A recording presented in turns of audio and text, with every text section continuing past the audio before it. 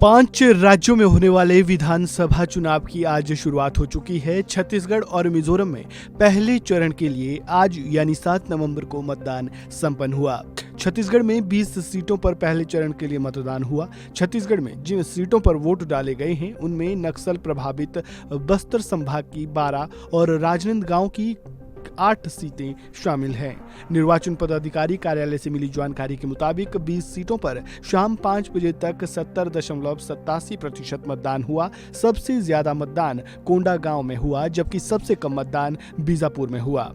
पूर्व सीएम रमन सिंह समेत कई दिग्गज नेताओं ने अपने अपने क्षेत्र में वोट डाले।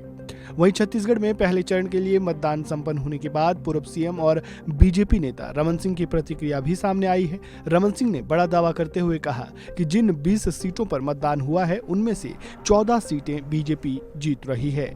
सुनिए। इन सारे मुद्दों को लेकर जनता में भीषण आक्रोश है और पूरे छत्तीसगढ़ में, और खासतौर से 20 सीटों में 12 और 8 20 सीटों में जो आज प्रथम चरण में मतदान हो रहे हैं, इसमें भारतीय जनता पार्टी कम से कम 14 सीटों में जीत रही है। सर, कवर्धा के क्या मुद्दे हैं? कवर्धा के मुद्दे अलग है विकास के अलावा?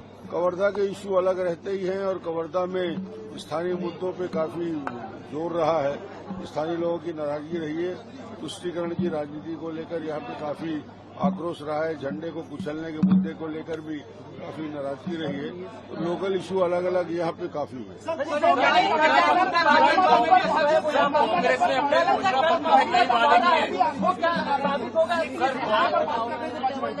कांग्रेस ने अपने घोषणा पत्र में कई ऐसे मुद्दे हैं जो लेकर आई और जनता के बीच में रखे हैं। क्या लगता है उसको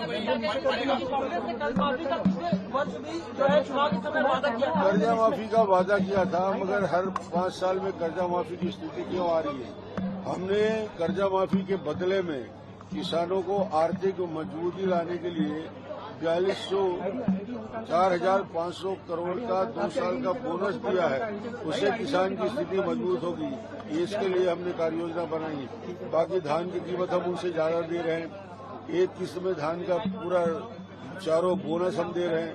2 साल का बकाया हम दे रहे हैं। बारदाना की व्यवस्था हम कर रहे हैं। गैस सिलेंडर में 500 रुपया दे रहे हैं।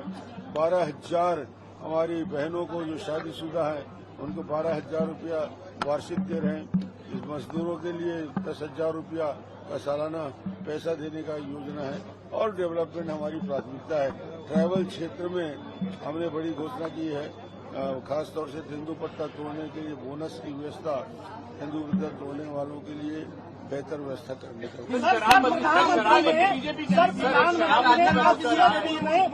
प्रधानमंत्री ने सूरजपुर में महादेव सट्टा ऐप का फिर जिक्र किया है और कहा है यहाँ के गरीब बच्चों को उसमें ढकेला गया। नहीं, प्रधानमंत्री जी ने एक लाइन कहा है, भूपेश कक्का सट्टा में 30%, यानी सट्टा महादेव ऐप में 30% भूपेश जी की भागीदारी है। ये प्रधानमंत्री जी ने स्पष्ट कर दिया। ईडी ने प्रमाणित कर दिया।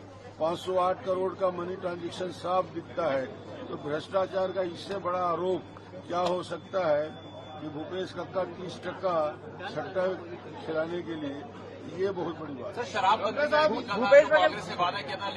आईईडी ब्लास्ट में सीआरएफ के एक जवान घायल हो गया है। इसके बावजूद मतदान जारी रहा। सुकमा, बीजापुर, कांकेर और नारायणपुर में सुरक्षा बलों और नक्सलियों के बीच मुठभेड़ की घटनाएं सामने आई।